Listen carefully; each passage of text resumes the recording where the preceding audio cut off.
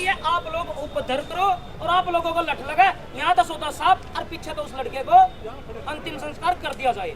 आप सभी से प्रार्थना है मेरे भाइयों से, कोई भी एक तो उल्टा काम कोई ना करे, जहाँ बैठे वहीं के वहीं बैठे रहे, इतना पूरा लिखित रूप में ना दे, इतना यहाँ से बिल्कुल नहीं हटना चाहिए। 1 दिन हो, चाहे 2 दिन हो, चाहे 3 दिन हो, चाहे इसमें कुछ भी हो, क्योंकि वहाँ कई अधिकारी मैंने देखे, उनकी जो भाषा थी ऐसी भाषा, कोई बात नहीं हो जाएगा, कोई बात नहीं कर देते हैं, 2 मिनट में हो गया, 5 कम से कम वहाँ 2.5 घंटे हो गए हैं। सिर्फ वहाँ सामना किया था गोरख सदन के अध्यक्ष आजाद आर्या जी ने, उन्होंने बोला जी हम ऐसा मानते ही नहीं, हमारे को लिखित में दे दो। बोले जी क्या हमारी जुबान नहीं है? बोले जुबान हो या ना हो, हमारे को लिखित में चाहिए। तो यदि इतना आप लोगों को उसके घर वाले आपके पास लिखित में प्रश्न ना लेकर आए, इतना यहाँ से बिल्कुल भी बता दिया। जय श्री राम, जय श्री राम, जय श्री राम, जय श्री राम। डॉक्टर सरकार मुर्दाबाद, डॉक्टर सरकार मुर्दाबाद, बीजेपी सरकार मुर्दाबाद, डॉक्टर सरकार मुर्दाबाद, संजय भाटिया मुर्दाबाद, मनोज द्विज मुर्दाबाद, मनोहर खट्टर मुर्दाबाद, कांग्रेस सरकार मुर्दाबाद, बीजेपी सरकार मुर्दाबाद, मुर्दाबाद। जय जय श्री राम, जय जय श्री राम।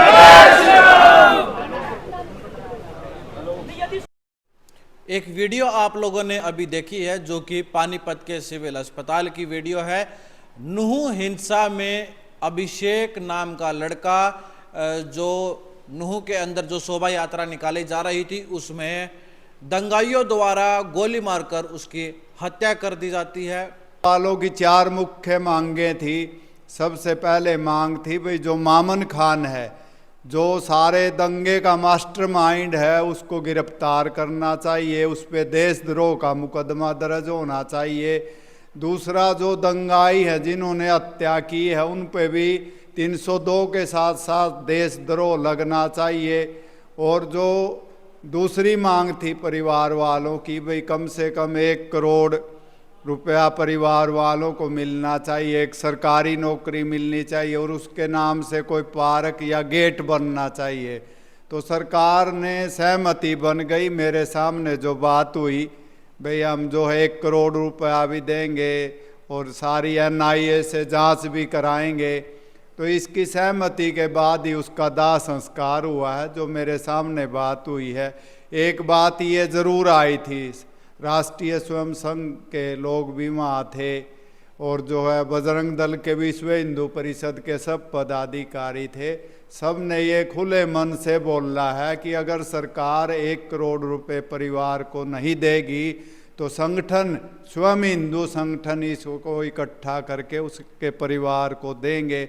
तो संजय भाटिया जी ने यह सब स्वीकार किया है कि भाई हम केंद्र सरकार CM से बात करके उन्होंने कहा भी केंद्र सरकार को हम लिखित में देंगे कि NIA से जांच हो और उसके बाद ही जो है बच्चे का दाह संस्कार किया गया। ये सारी चीजें बोली गई है या ये लिखित में भी कहीं दिया गया है, ये एक बड़ा सवाल है। क्योंकि जो वीडियो अभी आपको भी मैंने दिखाई, जो आप लोग तो मीटिंग में थे और उस मीटिंग से पहले मीटिंग के दौरान वो वीडियो एक व्यक्ति कुछ बोल रहा था और उन्होंने ये भी यहाँ तक भी बातें कही कि सारी बातें मौखिक रूप से हो रही हैं। जब आजाद आर्य जी वहाँ पर अपनी बात पे अड़े कि लिखित में दीजिए हमें, तो उस बात को लेकर ही सबसे बड़ा सवाल है कि क्या ये जो बातें अभी आपने बताया कि ये 3-4 मांगे थी जो थी, ये लिखित में हुई हैं या ऐसे ही बोली गई हैं? देखिए ये बड़ा गंभीर प्रश्न है। मैं इसलिए लिखित में बोल रहा था कि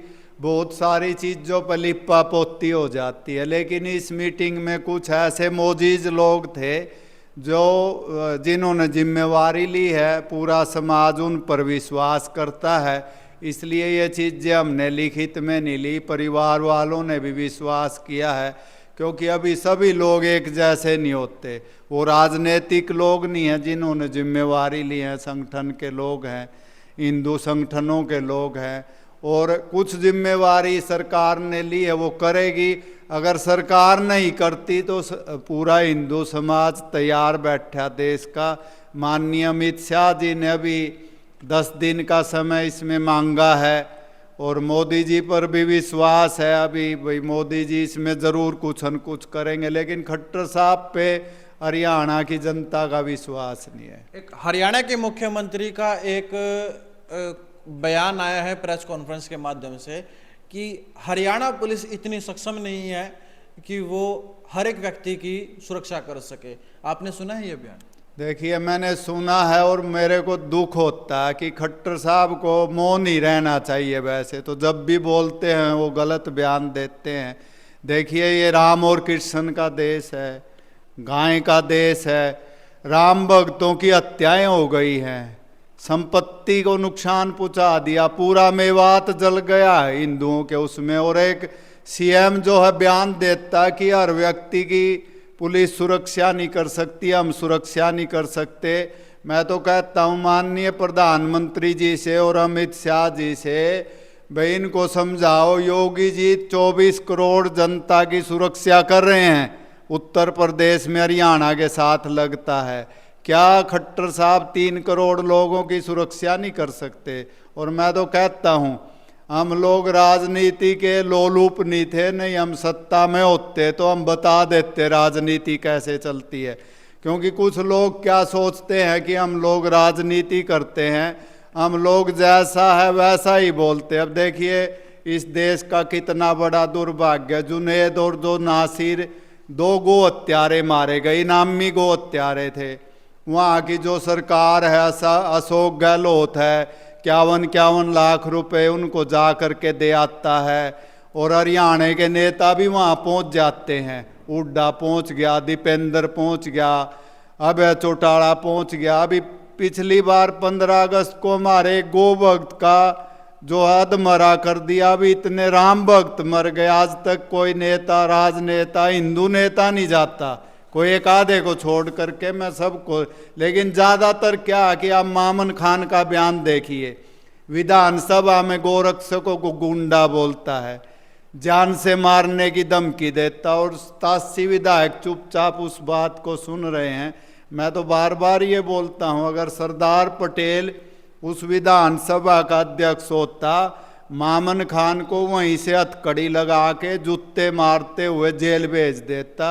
इसलिए मैं तो बड़ा दुखी होता, और मेरे साथ मैं दुखी नहीं होता, इस देश का 100 करोड़ हिंदू दुखी होता जो भारत माँ से, धरती माँ से प्यार करता है। मैं एक ही बात पूछना चाहता हूँ, हिंदुओं का और कोई देश नहीं बचा है। अब मान लो जैसे केरल है, पश्चिमी बंगाल, हरियाणा में नू जिला है, 15% हिंदू रह गए हैं। अब मान लो यहाँ भी हिंदू अपनी सुरक्षा नहीं कर पाए, तो आने वाला जो समय है वो बहुत खतरनाक है। हमने सारी राजनीतिक पार्टियों को देखा, आज बीजेपी है, बीजेपी को बनाने के लिए सारा हिंदू समाज आगे आया। तो आज कई बीजेपी में अच्छे नेता भी हैं, सबको राजनीतिक बात नहीं करनी चाहिए, लेकिन जो हरियाणा की स्थिति है वो बहुत बेकार है, गंभीर है, कहने का मतलब बहुत गंभीर है। माननीय अमित शाह जी को और मोदी जी को संभालना चाहिए। जो मेवात की घटना घटी है, मैं तो 2.5 साल हो गए, मेरी वीडियो उठा के देखिए आप, बार बार आप भी चलाते हैं अपने चैनल पे।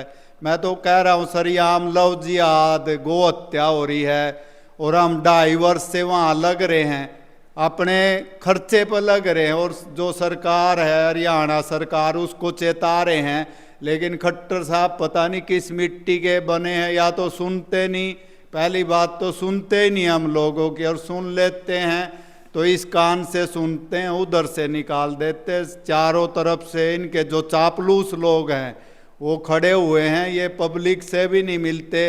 इसलिए हरियाणा में इतनी जाति पाति फैल गई है, मैं बहुत दुखी होता हूँ। वेद में 4 ही जातियाँ, ब्राह्मण है, अक्षत्रिय हैं, वैश्य है, शूद्र। शूद्र का मतलब छोटा नहीं होता, सेवा करने वाला, और कोई जाति नहीं। हरियाणा में इतनी जातियां बना दी हैं, जहर हो गया है, हिंदू नफरत करने लग गया है। इसलिए मैं मोदी जी से यही कहना चाहूँगा, देखिए ये राम और कृष्ण का देश है। जिस तरह से नूह में राम भक्तों पर हमला हुआ, 10 दिन में दूध का दूध, पानी का पानी छाना जाए, और मामन खान को गिरफ्तार किया जाए, खट्टर को भी हटाना चाहिए तुरंत, और वहाँ मिलिट्री की कम से कम 3 कंपनियाँ लगानी चाहिए, जो मिनी पाकिस्तान बन चुका है। और जो वहाँ के मुस्लिम लोग हैं जो गो हत्या करते, लव जिहाद, चोरी, उनको जो है देशद्रोह में अंदर भेजना चाहिए। अच्छा, एक मैं टीवी पर एक इंटरव्यू देख रहा था, एक गौरक्षक हैं मोनू माने सर, जानते हो? बिल्कुल जानता हूँ, मोनू भी गाय का काम करता है, जुड़ा हुआ है संगठन से, और भी बहुत लोग काम करते। उसकी ये आरोप लगाया जा रहा है उसके ऊपर, उसने वीडियो डाली फेसबुक पे कि वो उस शोभा यात्रा में वो भी खुद शामिल होगा, और सुनने में आ रहा है कि उसी की वजह से ये दंगा हुआ है, हिंसा हुई है, जो पत्थरबाजी हुई है, गोलीबारी हुई है, पेट्रोल पंप तक दागे गए हैं वहाँ पर, जो श्रद्धालु वहाँ पे गए हुए थे मंदिर में पूजा पाठ करने के लिए। देखिए 2.5 वर्ष से हम वहाँ गोरक्षा के काम में जब से संगठन गए हैं, बजरंग दल है, RSS है, विश्व हिंदू परिषद है, गोरक्षा दल और भी अन्य हिंदू संगठन है, सब ने मिलकर के गोरक्षा का अभियान वहाँ शुरू किया है। सब लोग, हम कोई इसमें एक व्यक्ति नहीं है। और रही बात मोनू की, मोनू के वीडियो का ये एक तरह से वैसे दिखा रहे, ये पहले से ही योजना थी वहाँ के, क्योंकि मुसलमान नहीं चाहते कि यहाँ कोई गोरक्षा के नाम पर आए और आए, वो चाहते हैं हम आराम से गायें काटते रहे। 2000 गायें वहाँ रोज़ कटती थी। 2.5 वर्ष पहले वहाँ के जो SP थे वरुण सिंगला, उन्होंने बहुत मेहनत की है, रोका। ठीक, अभी भी वो छुट्टी पे थे, छुट्टी पे गए हुए थे। ये पलवल SP की कमजोरी है, जो स्थिति को संभाल नहीं पाए। जब वो छुट्टी पे थे, उनको चार्ज था, तो वरुण सिंगला पिछली बार थे, हम भी यात्रा में थे, बहुत अच्छी तरह निकाल ली है। इसलिए ये बयान जो मोनू को जोड़कर ये बकवासबाजी मुस्लिम नेता ये कर रहे हैं, अपनी कमी को दबाने के लिए, हिंदू समाज अब इसको सहन नहीं करेगा। पूरे देश में बार बार ये घटनाएं हो रही हैं, मुसलमान जो है काबू नहीं आ रहे हैं। मैं हिंदू समाज के राजनेता और सारे हिंदू समाज से एक अपील ज़रूर करना चाहूँगा, अभी नहीं जगे तो आने वाला समय बहुत देर हो जाएगी। आप राजनीति के दलदल से उठ करके भारत माता को, धरती माता को और गौ माता को प्यार करिए। ये राम और कृष्ण का देश है, ये इस्लाम का देश नहीं है। 1947 में जो बंटवारा हुआ था वो धर्म के आधार पर हुआ था, मुसलमानों ने अपना देश ले लिया था। फिर भी हम यहाँ रख रहे हैं सीने से लगा करके, और बार बार मुसलमान जो हमले कर रहे हैं हिंदुओं के मंदिर पर, हिंदुओं पर गायें काट रहे हैं। इसलिए मेरी चेतावनी है हिंदू समाज को भी, अभी नहीं जगे तो बहुत देर हो जाएगी। जाति पाति को छोड़ करके सभी हिंदुओं को एक हो करके गायें को और अपने हिंदुस्तान को बचाना चाहिए। जी बिल्कुल। और कुल मिला के जो वीडियो बनाने का मकसद मेरा यही था, जो आपने स्टार्टिंग में वीडियो देखी, कि जो कल वहाँ पर प्रशासन के साथ मीटिंग हुई, उस मीटिंग का निष्कर्ष निकला क्या, क्या जो मांगे थी, जो अभी आज़ाद जी ने भी बताई, जो 4 मांगे थी वो मानी गई, तो क्या वो लिखित में थी या फिर वो मौखिक रूप से थी। लेकिन निष्कर्ष ये निकल कर आया कि थी तो ये मौखिक मांगे, लेकिन वहाँ पर समाज के कुछ ऐसे मौजूद व्यक्ति बैठे हुए थे कि जिनकी बातों पे विश्वास किया जा सकता है। अब ये सरकार के ऊपर होगा कि उन बातों को, कितनी बातों को वो लागू करेंगे और कितनी बातों को नहीं करेंगे। जब तक इस वीडियो को आप देखते रहिएगा। मैं मनीष कुमार, अखंड भारत की आवाज़ से।